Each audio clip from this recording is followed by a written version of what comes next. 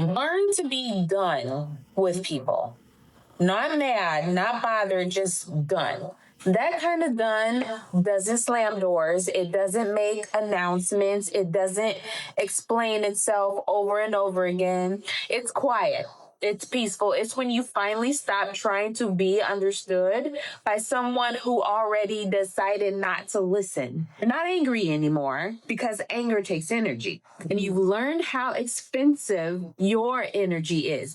You don't replay conversations in your head. You don't wait for apologies. You don't hope they'll suddenly become different. You just accept what is and you choose yourself anyway. Being done doesn't mean you hate them. It means you love yourself enough to stop begging for bare minimum behavior. You stop reaching, you stop overgiving, you stop shrinking just to keep the peace. And the wild part is nothing dramatic happens.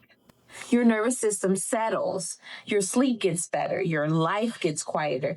That's how you know it's real. Not loud, not messy, just done. If this hit you, sit with it for a second. Sometimes being done is the beginning of peace. I have to agree with her.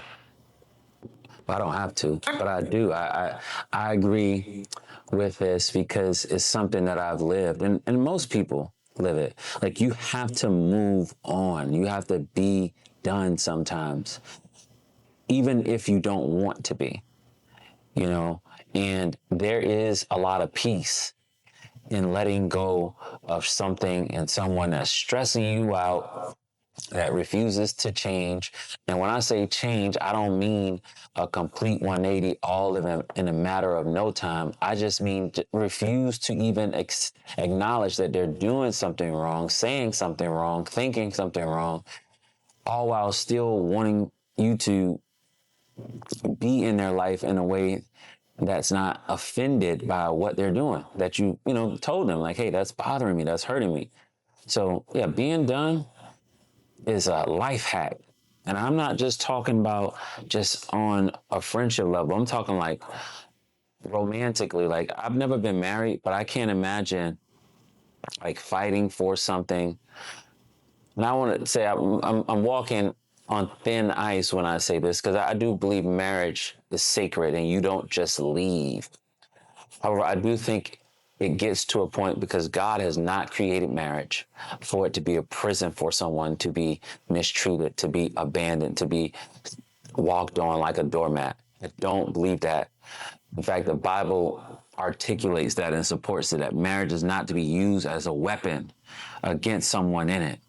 So being done is understanding there's something going on here that's wrong and it's not healthy. In fact, I've known a couple people, a friend of mine who got a divorce because his health started failing from the stress of his wife.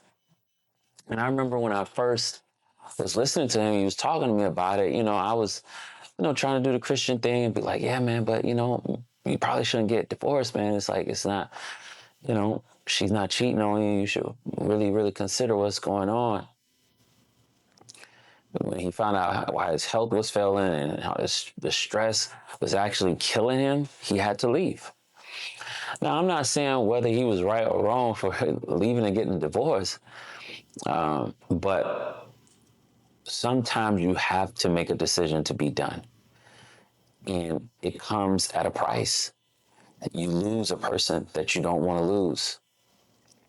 You lose memories with them. Like, you don't lose the memories, but you lose the person that you've created so many memories with, or you lose that connection that you've had and that you even desire.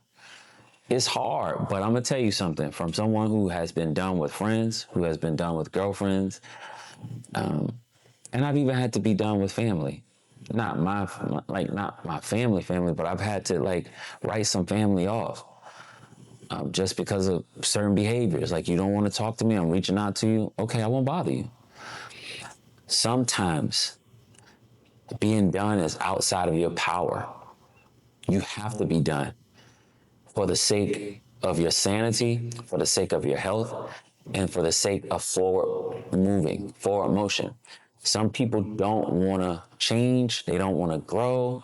They don't want to acknowledge what they're doing wrong. They don't want to challenge or critique their thinkings or their ideas. And as a result, it leaves you shrinking, hurting, crying, stressing, getting sick. And it comes down to the points where you have to choose to live or to rot away. And yeah, God didn't give us life, purpose, gifts, time, resources to rot away in situations that are intentionally harming us.